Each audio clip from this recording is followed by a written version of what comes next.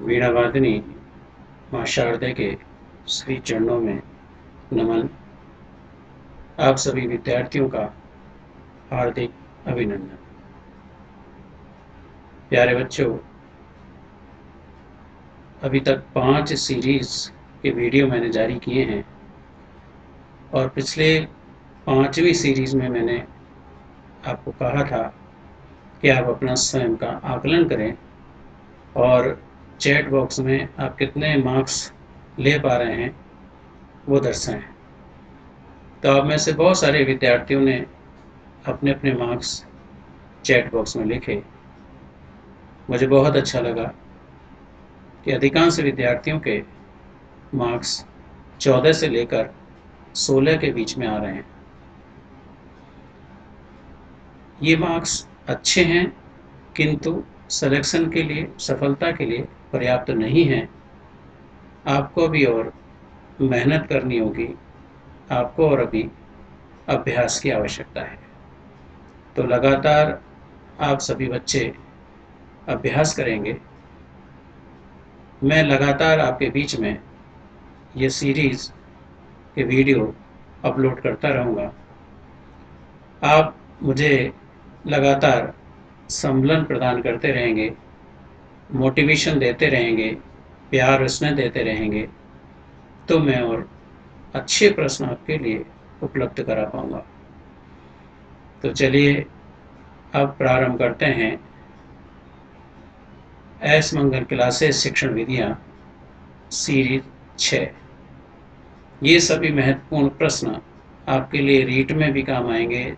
आप में से बहुत सारे विद्यार्थी जो है वो सी टेट का एग्ज़ाम देंगे, उनमें भी ये प्रश्न काम आएंगे। UP TET, MP TET, S TET, इन सभी में ये प्रश्न बहुत ज़्यादा उपयोगी रहेंगे। तो सीरीज 6 का पहला प्रश्न है विद्यार्थियों, नियमों सूत्रों का प्रतिपादन करते समय किस विधि में बालक अपने अनुभवों, मानसिक शक्तियों तथा पूर्व ज्ञान का प्रयोग करता है। 4 विकल्प आपके पास में हैं।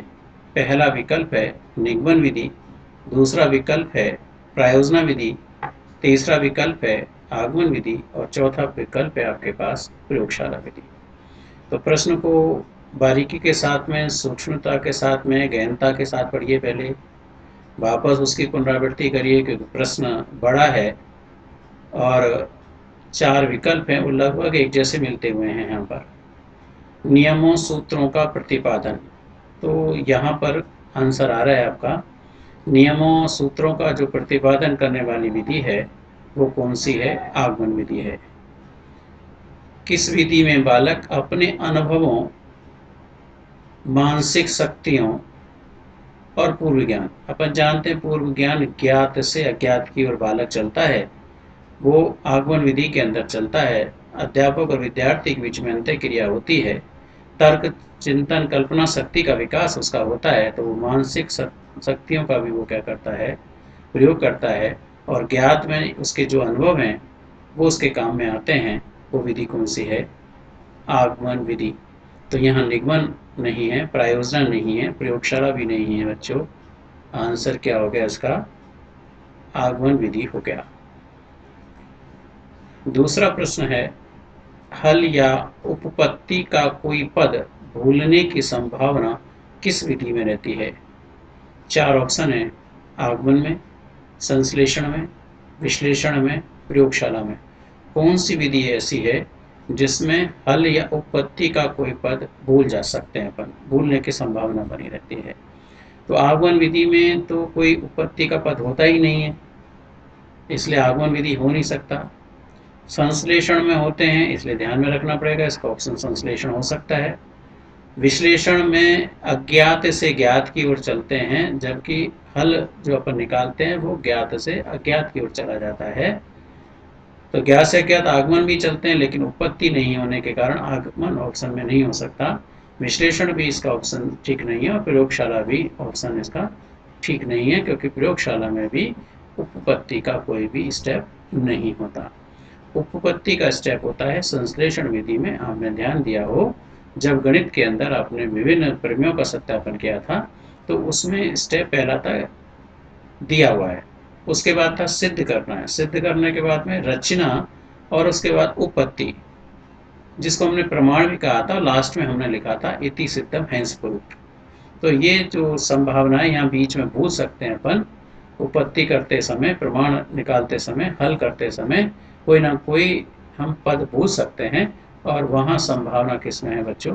संश्लेषण, क्योंकि संश्लेषण में ही हम ये काम करते हैं। तीसरा कथन का आ गया, और प्रोजेक्ट विधि को लेकर के कथन है। प्रोजेक्ट एक समस्या मूलक कार्य है जो अपनी स्वाभाविक परिस्थितियों के अंतर्गत पूर्णता को प्राप्त करता है, यह कथन है। ये जो कथन है ये एक बहुत बहुचर्चित कथन रहा है बच्चों। प्रोजेक्ट एक समस्या मूलक कार्य है, जो हमारे सामने एक समस्या है उसको एक हल करने का, उसका एक सॉल्यूशन निकालने का कार्य है, जो अपनी स्वाभाविक परिस्थिति में किया जाता है, जैसा है वैसा, मतलब नेचुरल स्थिति में उसको किया जाता है। तो ये कहने वाले को थे, ये कहने वाले थे बच्चों प्रोफेसर स्टीवेंसन। ये जो कहा गया है वो किसके द्वारा किया गया है? प्रोफेसर स्टीवेंसन के द्वारा इस बात को कहा गया है। चौथा स्टेटमेंट पढ़िएगा, छोटा सा स्टेटमेंट है। समस्या समाधान विधि के समर्थक माने जाते हैं, यानी जिन्होंने समस्या समाधान विधि का समर्थन किया है कि हाँ ये विधि होनी चाहिए किसी समस्या का समाधान करने के लिए, तो उसमें 4 विकल्प। पहला है हार्वर्ड के द्वारा, दूसरा है डीबी के द्वारा, तीसरा है टॉलमैन, क्या इसके समर्थक माने जाते हैं, और उपरोक्त तीनों। तो बच्चों हार्वर्ड भी इसके समर्थक माने जाते हैं, डीबी भी इसके समर्थक माने जाते हैं, और टॉलमैन भी इसके समर्थक माने जाते हैं। इसलिए इसका आंसर क्या हो गया? उपरोक्त तीनों हो गया। याद कर लीजिए, अच्छा प्रश्न है, पूछा जा सकता है आपसे कि समस्या समाधान विधि का जो समर्थक है वो कौन है। तो तीनों ही हैं, हार्वर्ड भी हैं, डीबी भी हैं, और टॉलमैन भी हैं। 5वां प्रश्न पढ़ें। बालकों में स्वाध्याय की आदत का विकास होता है। स्वाध्याय से तात्पर्य आप समझते हैं, बच्चे अपने आप पढ़ते हैं, अपने आप स्वयं के द्वारा अध्ययन करना, वो स्वाध्याय कहलाता है। तो ऐसी कौन सी विधि है जिसके द्वारा बालकों में स्वयं अध्ययन करने की प्रवृत्ति का, आदत का विकास होता है? 4 ऑप्शन। पर्यवेक्षित अध्ययन विधि से होता है, अभिक्रमित अधिगम विधि से होता है, अनुसंधान विधि से होता है, और चौथा विकल्प है आपके पास उपरोक्त तीनों से। तो पर्यवेक्षित अध्ययन विधि के बारे में यदि आपको जानकारी हो, तो पर्यवेक्षित अध्ययन विधि में अध्यापक की जो भूमिका होती है वो सुपरविजन की होती है। विद्यार्थी को स्वयं को यहाँ पर काम करना होता है, और अध्यापक क्या करते हैं? बीच बीच में उस कार्य को चेक करते हैं, उनकी जांच करते हैं। तो जब बालक स्वयं काम कर रहा है तो उसमें कौन सी आदत का विकास होगा? स्वाध्याय की आदत का विकास होगा, स्व अध्ययन की आदत का विकास होगा। यहाँ पर सेकंड वाली ऑप्शन है आपके पास, तो पहला ऑप्शन सही है, स्वाध्याय की आदत का विकास होता है। जरा देखें, क्योंकि उपरोक्त तीनों ऑप्शन में दिया हुआ है हमारे पास। अभिक्रमित अधिगम विधि से, अब अभिक्रमित अनुदेशन के बारे में पिछले 5 सीरीजों में भी लगातार प्रश्न आ रहे हैं, तो यहाँ आपको जानकारी होनी चाहिए कि अभिक्रमित अधिगम या अनुदेशन विधि क्या होती है। फिर मैं वापस पुनरावृत्ति करता हूँ कि अभिक्रमित अधिगम विधि एक ऐसी विधि है जिसमें विद्यार्थी अध्यापक की अनुपस्थिति में फ्रेम्स के माध्यम से सीखता है। तो अध्यापक है नहीं, विद्यार्थी स्वयं सीख रहा है, तो फिर उसमें कौन सी प्रवृत्ति का विकास होगा? स्वाध्याय की आदत का विकास होगा, स्वयं के द्वारा अध्ययन करने की प्रवृत्ति का विकास होगा। तीसरा ऑप्शन है अनुसंधान विधि से। अनुसंधान विधि, तो अब एक तो चौथा ऑप्शन हम पूर्व तीनों की ओर बढ़ रहे हैं आगे। अनुसंधान विधि में भी अध्यापक की भूमिका जो होती है वो एक कुशल पथ प्रदर्शक की होती है। जो काम करना होता है वो बच्चे को ही काम करना होता है, इसलिए ये विधि करके सीखने के सिद्धांत पर आधारित होती है। तो जब बालक इसमें, यानी अध्यापक का तो केवल और केवल मार्गदर्शन होता है, बाकी समस्त काम किसको करने होते हैं? विद्यार्थी को करने होते हैं। तो विद्यार्थी जब स्वयं कार्य कर रहा होता है तो इससे भी स्वाध्याय की प्रवृत्ति का विकास होता है। इसलिए बच्चों इसका जो सही आंसर है वो क्या हो गया? उपरोक्त तीनों हो गए यहाँ पर। तो ऐसा प्रश्न भी परीक्षा में आ सकता है, जो उपरोक्त तीनों विकल्पों को लेकर के है। छठा प्रश्न, बालकों की व्यक्तिगत विभिन्नताओं के आधार पर शिक्षण कराया जाता है। पहला ऑप्शन है मस्तिष्क मंथन में, दूसरा ऑप्शन है सामाजिकृत अभिव्यक्ति में, तीसरा है पर्यवेक्षित अध्ययन में, और चौथा विकल्प है आपके पास उपरोक्त तीनों। तो यहाँ पर भी अब ऑप्शन आपके पास में आ गया उपरोक्त तीनों। तो जरा देखें कि उपरोक्त तीनों हैं या इन तीनों में से कोई एक विकल्प है। यहाँ पर मस्तिष्क, पहला ऑप्शन है मस्तिष्क मंथन। प्रश्न है बालकों की व्यक्तिगत विभिन्नताएं। अपन जानते हैं कि एक कक्ष के अंदर सभी बालक एक प्रकार के नहीं हो सकते, विभिन्न प्रकार के बालक होते हैं, उनकी विभिन्नताएं भी अलग अलग किस्म की होती हैं। तो उनकी व्यक्तिगत विभिन्नताएं अलग अलग होती है, उसके हिसाब से हमें बच्चों को सिखाना होता है। तो फिर वो किस विधि में होता है, जरा देखें अपन। मस्तिष्क मंथन में होता है क्या? मस्तिष्क मंथन एक ऐसी तकनीकी है जिसमें विद्यार्थी मस्तिष्क के विचारों के माध्यम से समस्याओं का समाधान करते हैं। तो इसमें तो सामूहिक जो बच्चे हैं वो सब मस्तिष्क के विचारों के आदान प्रदान के माध्यम से समस्या का समाधान करते हैं। तो पहला वाला ऑप्शन तो नहीं हो सकता।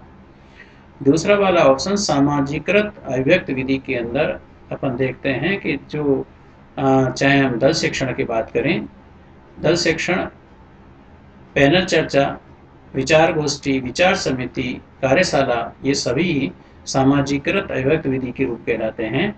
और इन सारे रूपों में बालकों की व्यक्तिगत जो विभिन्नताएं होती हैं उन सबको ध्यान में रखा जाता है, उसी के आधार पर बच्चों को शिक्षण कराया जाता है। इसलिए सामाजिकृत अभिव्यक्त विधि का एक गुण होता है, यह एक ऐसी विधि है जो बालकों की अभिरुचियों को, बालक की अभिवृत्तियों को, बालकों की अध्ययन आदतों को, इच्छाओं को, आकांक्षाओं को, इन सब को ध्यान में रख करके शिक्षण कार्य की बात करती है। इसलिए इसका आंसर देने में आपको कोई तकलीफ नहीं होनी चाहिए। सेकंड वाला ऑप्शन करेक्ट आंसर है। पर्यवेक्षित अध्ययन इसका ऑप्शन नहीं हो सकता। पर्यवेक्षित अध्ययन में भी सभी बच्चों को एक साथ अध्यापक एक ही प्रकार से शिक्षण कार्य करते हैं। तो उपरोक्त तीनों का तो सवाल ही नहीं होता। आंसर दूसरा हो गया सामाजिकृत अभिव्यक्त में। सातवां प्रश्न बहुत आसान है। B.S. ब्लूम ने शिक्षण को कितनी ध्रुवीय प्रक्रिया माना है? B.S. ब्लूम ने शिक्षण को 3 ध्रुवीय प्रक्रिया के रूप में माना है। त्रिध्रुवीय प्रक्रिया के रूप में जो बताने वाले थे वो कौन थे? ब्लूम थे, B.S. ब्लूम थे। तो आंसर सीधा सा है इसका तीसरा, 3। इन्होंने शिक्षण उद्देश्यों की बात कही है, शिक्षण अधिगम की बात कही है, शिक्षण अधिगम प्रक्रिया जिसको अपन कहते हैं, और उसका जो परिणाम है, जो मूल्यांकन है, उसकी बात कही है इन्होंने। तो B.S. ब्लूम ने शिक्षण को कितने ध्रुवीय माना है? 3 ध्रुवीय माना है। इसी ब्लूम टैक्सोनॉमी को लेकर के अगला वाला प्रश्न है बच्चों। ब्लूम टैक्सोनॉमी में टैक्सोनॉमी से क्या आशय है? जो ब्लूम टैक्सोनॉमी आपने पढ़ी है, जिसमें ज्ञानात्मक, भावात्मक, क्रियात्मक के शिक्षण उद्देश्यों को बताया, 6 शिक्षण उद्देश्य उसके अंदर बताए गए हैं। तो वहाँ आपने उनको क्रम से पढ़ा है। टैक्सोनॉमी में क्रम से पहले ज्ञान, फिर बोध, फिर ज्ञानोपयोग, फिर विश्लेषण और उसके बाद मूल्यांकन। इसी तरीके से भावात्मक में पढ़ा आपने आग्रहण, अनुक्रिया, अनुमूल्यन, प्रत्ययीकरण, व्यवस्थापन और चरित्र निर्माण। क्रियात्मक में आपने पढ़ा उद्दीपन, कार्य करना, नियंत्रण, समायोजन, स्वाभाविकरण और आदत निर्माण। तो ये सब क्रम से चलते हैं। क्रम से चलते हैं तो जरा देखें 4 विकल्प इसके। क्या ये ऊपर से नीचे की ओर चलते हैं?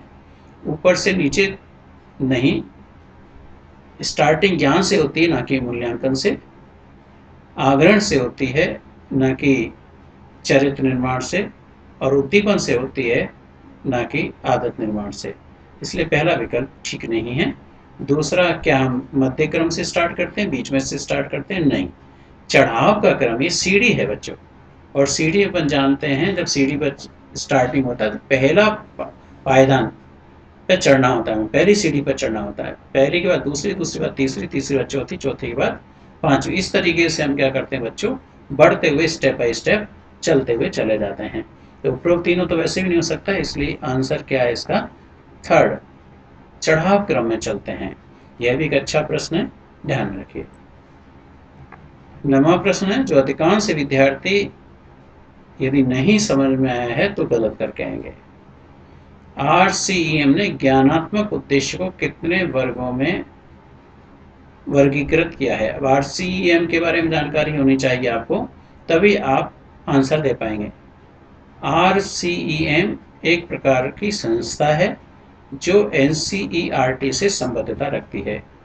R regional, C college, E education और M से जो तात्पर्य हो मैसूर, जो कर्नाटक के अंदर स्थित है।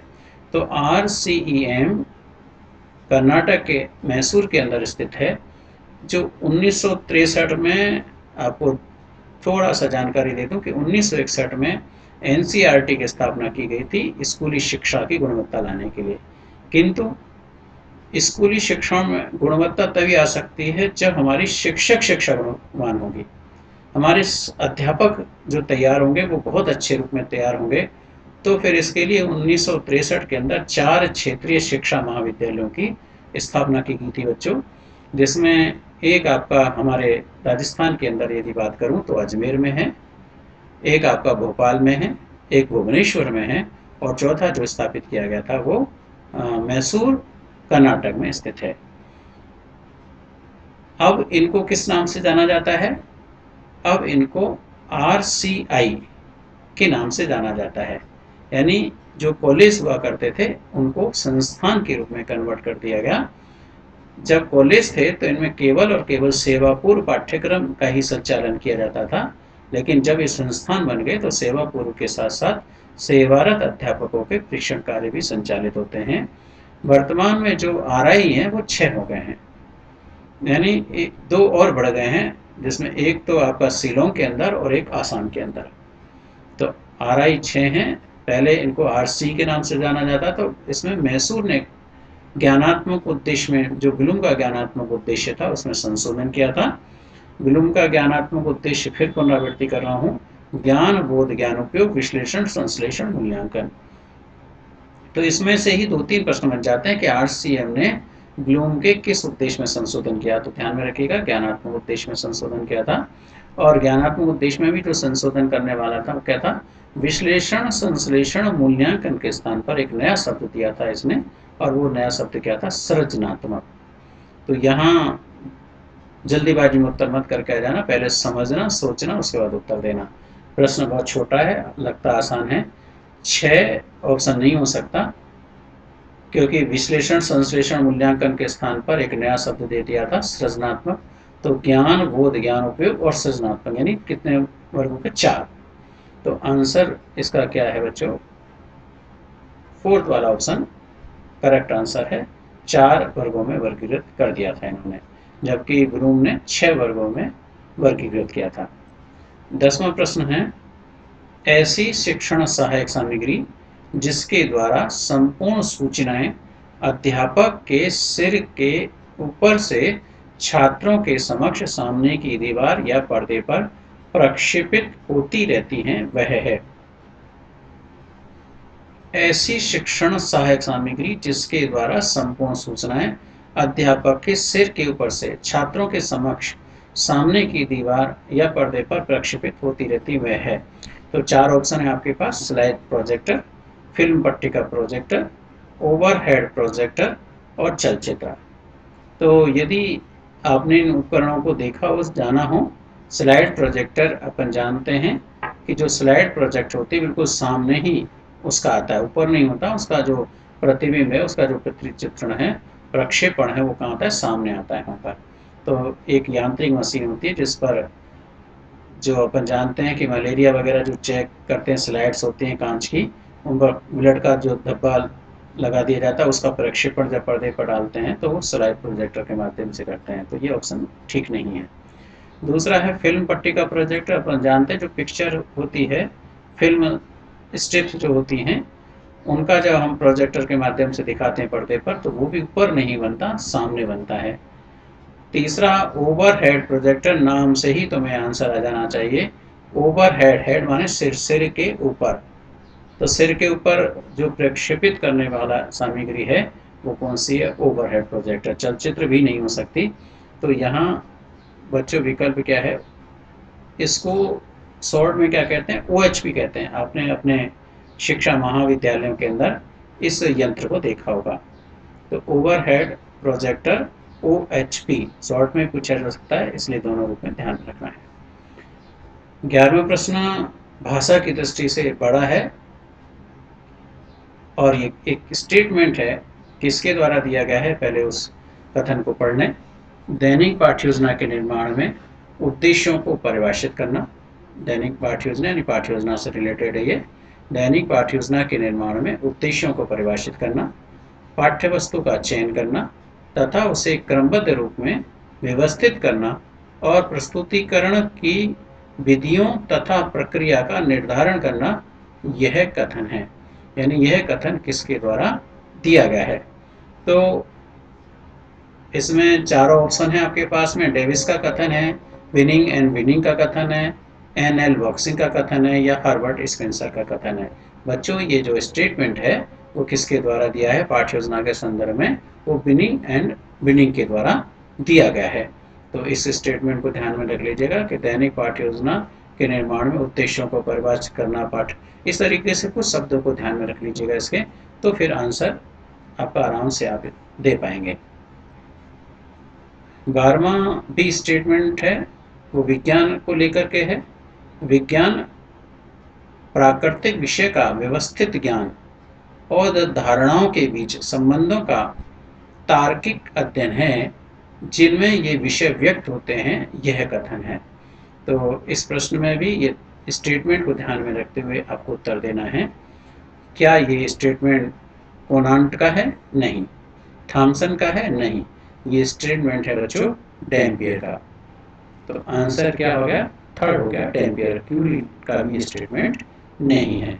तो चारों को ध्यान में रखना और फिर आंसर पर टिक लगाना। 13वां प्रश्न है, मैथमेटिक्स शब्द की उत्पत्ति किस भाषा से हुई है?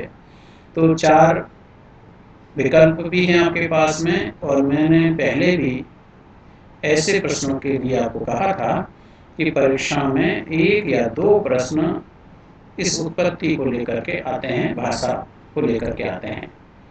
इसलिए साइंस की बात मैं कर चुका था आपसे कि साइंस शब्द की जो उत्पत्ति हुई है वो लैटिन भाषा के साइंटिया एस्का शब्द से हुई है। तो यहाँ पर भी देखें 4 ऑप्शन है आपके पास। मैथमेटिक्स शब्द की उत्पत्ति के संदर्भ में क्या लैटिन भाषा से हुई है, क्या जर्मन भाषा से हुई है, क्या फ्रेंच भाषा से हुई है या ग्रीक भाषा से हुई है? तो बच्चों क्या आंसर आएगा इसका यहाँ पर? मैथमेटिक्स जो शब्द है वो मैथमेटा यूनानी शब्द है, और यूनानी शब्द से इस शब्द की उत्पत्ति हुई है मैथमेटिक्स। जब यूनानी शब्द की अपन बात कर रहे हैं और यूनानी जो यूनान में भाषा बोली जाती है वो भाषा बच्चों कौन सी है? ग्रीक है। तो आंसर इसका क्या हो गया? ग्रीक भाषा से लिया गया है। प्रश्न नंबर 14 अच्छा प्रश्न है, मूल्य को लेकर के है, और लगातार 5 सीरीजों में इस प्रकार के प्रश्न मैं दे रहा हूँ, और परीक्षा में इस प्रकार का प्रश्न 100% बच्चों आता ही आता है, इसलिए ध्यान दीजिएगा। संगीत मानव के अवचेतन मन का अंगणित की संख्याओं से संबंधित एक आधुनिक गुप्त व्यायाम है। ये कथन किसका है? लेबनीज का। तो दोनों देखिए 2 प्रश्न बन गए यहाँ पर। एक तो ये किस मूल्य से संबंधित है, और केवल यहीं तक दे दिया जाए संगीत मानव के अवचेतन मन का अंगणित की संख्याओं से संबंधित एक आधुनिक गुप्त व्यायाम है, यह कथन है। तो लेबनीज, ये भी ध्यान में रख लीजिएगा, लेबनीज की यह परिभाषा गणित के किस मूल्य को स्वीकारती है? क्या सौंदर्यात्मक को स्वीकारती है, क्या सांस्कृतिक को स्वीकारती है, या सामाजिक को, और चौथा विकल्प है आपके पास में बौद्धिक। बताइए इसका आंसर क्या होना चाहिए? चलिए मैं ही बता देता हूँ, इसका आंसर पहला वाला है, सौंदर्यात्मक। यदि ध्यान दें आपको, संगीत मानव के अवचेतन मन का अंगणित की संख्याओं से संबंधित एक आधुनिक गुप्त व्यायाम है। जब एक संगीत की मधुर ध्वनि हमें सुनाई देती है तो ध्यान में आता हो आनंद की अनुभूति होती है, और आनंद है वो है सौंदर्य। पहले भी ऐसा प्रश्न आ चुका है आपके पास में। तो जहाँ आनंद है वहाँ क्या है? सौंदर्य। जहाँ प्रशंसा है वहाँ पर क्या है? सौंदर्य है। तो संगीत शब्द जैसे दिखे आपको, तो संगीत का सीधा सीधा सा तात्पर्य है सौंदर्य से है यहाँ पर। तो फर्स्ट वाला आंसर, सांस्कृतिक का संगीत से मतलब नहीं है, सामाजिक का भी संगीत से मतलब नहीं है, और बौद्धिक का भी संगीत से कोई रिलेशन नहीं है। इसलिए फर्स्ट आंसर इसका सौंदर्यात्मक। 15वां प्रश्न बहुत आसान है, सामाजिक अध्ययन विषय को लेकर के है। सामाजिक अध्ययन विषय का प्रादुर्भाव कब हुआ? जब सामाजिक अध्ययन विषय का प्रादुर्भाव पूछा जा रहा है तो फिर आपके पास में बहुत जल्दीबाजी में बच्चे इस प्रश्न का उत्तर गलत करेंगे। आसान प्रश्न है। अभी जो पिछली वाली सीरीज में आपने 20 प्रश्न सॉल्व किए होंगे तो आसान कोई गलत किया होगा। यहाँ पर भी आसान को हम गलत करके आएंगे, ऐसा ना हो। तो बहुत सारे विद्यार्थी मैं पहले से आपको आगाह करता हूँ 1992 करके आएंगे। तो 1992 ना हो करके इसका आंसर क्या है? 1892। तो ये कन्फ्यूज हो जाते हैं बच्चे कि 1892 था या 1992 था। 1892 ईस्वी में संयुक्त राज्य अमेरिका के द्वारा इस विषय को प्रारंभ किया गया था। 1892 ईस्वी में संयुक्त राज्य अमेरिका ने इस विषय को प्रारंभ तो कर दिया था, किंतु इस विषय को यदि मान्यता के संदर्भ में प्रश्न पूछा जाए तो 1916, यानी सामाजिक अध्ययन विषय को मान्यता कब मिली? 1916 में मिली। शुरुआत कब हुई? प्रादुर्भाव कब हुआ? 1892 हुआ। किसके द्वारा हुआ? संयुक्त राज्य अमेरिका का। भारत में इसका प्रादुर्भाव नहीं हुआ है। प्रादुर्भाव जो हुआ है वो कहाँ पर हुआ है? संयुक्त राज्य अमेरिका। तो किसी भी रूप में आए आपको तैयार रखना है। नेक्स्ट प्रश्न बच्चों, प्रश्न नंबर 16, पर्यावरण शिक्षा के अंतर्गत विषय आता है। पर्यावरण शिक्षा के अंतर्गत कौन कौन सा विषय आता है? पर्यावरण विषय की बात मैं पहले भी कर चुका हूँ आपसे। पर्यावरण क्या है? पर्यावरण चारों ओर का वातावरण, और चारों ओर का वातावरण के अंदर विज्ञान भी आती है और सामाजिक भी आती है। यानी जो चारों ओर का वातावरण है उसमें ऐसा नहीं है कि विज्ञान को हम छोड़ दें, विज्ञान भी आएगी। रसायन शास्त्र हो, चाहे भौतिक शास्त्र हो, चाहे वनस्पति विज्ञान हो, चाहे आपका प्राणी शास्त्र हो, तो विज्ञान भी आएगी। भूगोल को नहीं छोड़ सकते, राजनीतिक विज्ञान को नहीं छोड़ सकते, अर्थशास्त्र नहीं छोड़ सकते। ये सारे विषय इस पर्यावरण विषय के अंतर्गत आते हैं। इसलिए विज्ञान के विषय और सामाजिक के विषय दोनों को मिलाकर के इस पर्यावरण विषय को बनाया था। तो वनस्पति विज्ञान इसके अंदर आता ही आता है, भूगोल भी इसके अंतर्गत आता है, समाजशास्त्र भी इसके अंतर्गत आता है। इसलिए प्रश्न का उत्तर बहुत आसान है और क्या हो गया? उपरोक्त तीनों। 7वां प्रश्न थोड़ा सा बड़ा है, लेकिन यदि आपने पिछली सीरीज के प्रश्नों को ढंग से पढ़ लिया होगा, समझ लिया होगा, तो फिर इस प्रश्न के उत्तर देने में तकलीफ नहीं होगी। मैं आपसे पुनः निवेदन करता हूँ कि सीरीज के प्रश्नों को लगातार, यानी एक बार कर लिया, वापस अभ्यास करने हैं। वापस लगातार अभ्यास करेंगे तो आगे आने वाले प्रश्नों के उत्तर आपके लिए आसान होते हुए चले जाएंगे। किस प्रतिमान का प्रमुख उद्देश्य है? शोध आधारित सामग्री का प्रक्रियाकरण, कार्य कारणवाद तथा तर्कशास्त्र की धारणा के लिए ज्ञानात्मक कौशलों का विकास करना है।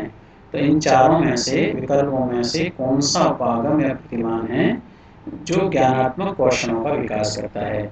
क्या प्रणाली उपागम है जो ज्ञानात्मक कौशलों का विकास करता है? क्या आगमनात्मक चिंतन प्रतिमान है,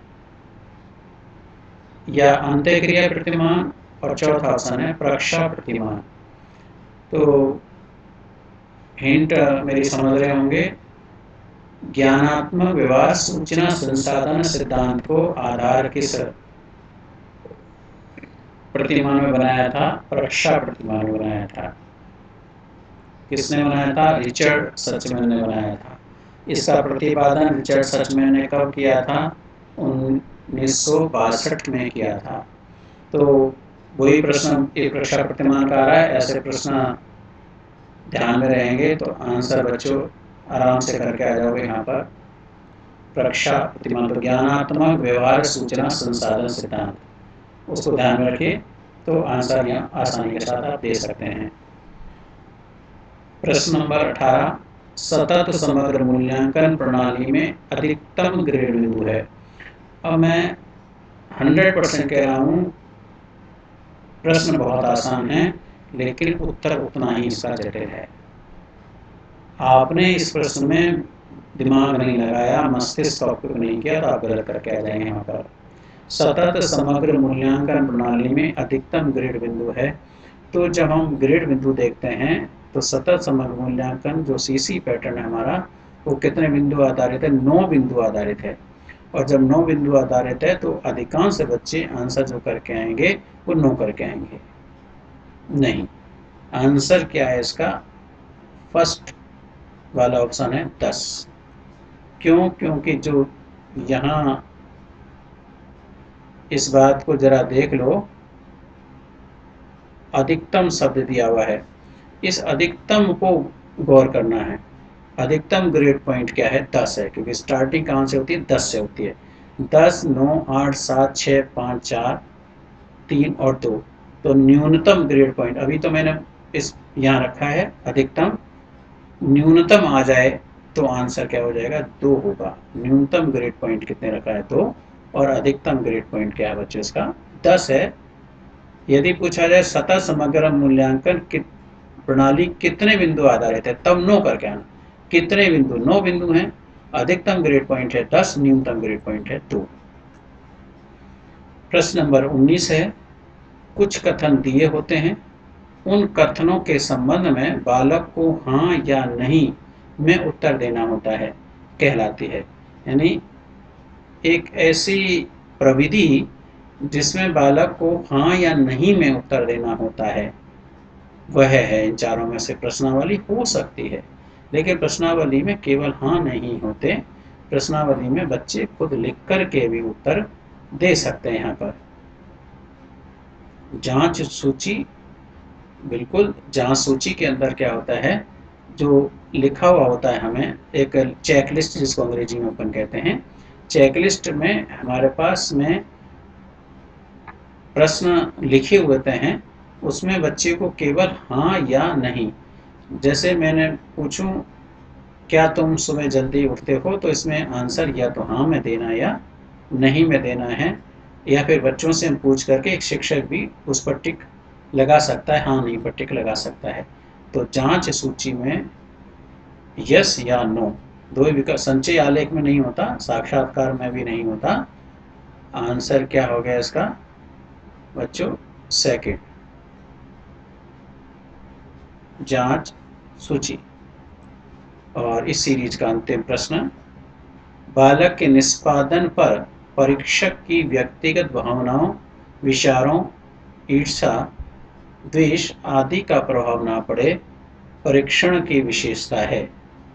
तो बालक के निष्पादन पर जो अचीवमेंट है, उपलब्धि है, उसके परीक्षक की व्यक्तिगत भावनाओं, जो टेस्ट लिया गया है बच्चों का, अचीवमेंट टेस्ट लिया गया है, उस पर परीक्षक की व्यक्तिगत भावनाओं, विचारों, ईर्ष्या, द्वेष आदि का प्रभाव नहीं पड़े, तो फिर वो परीक्षण की कौन सी विशेषता होगी बच्चों? क्या विश्वसनीयता होगी, क्या वैधता होगी, क्या वस्तुनिष्ठता होगी, क्या विवेककारिता होगी? विवेककारिता नहीं हो सकती, क्योंकि उसमें तो बच्चों को अलग अलग वर्गीकरण करने की बात की जाती है, अंतर करने वाली बात की जाती है। विश्वसनीयता भी नहीं होगी, वैधता भी नहीं होगी। आंसर क्या है इसका? वस्तुनिष्ठता होता है। तो अपन ने पढ़ा है कि वस्तुनिष्ठ परीक्षण ऐसे परीक्षण होते हैं जिनका उत्तर एक ही दिया होता है, तो वहाँ पर अध्यापक की कोई व्यक्तिगत भावनाएं काम नहीं कर सकती, विचार काम नहीं कर सकते, ईर्ष्या काम नहीं कर सकती।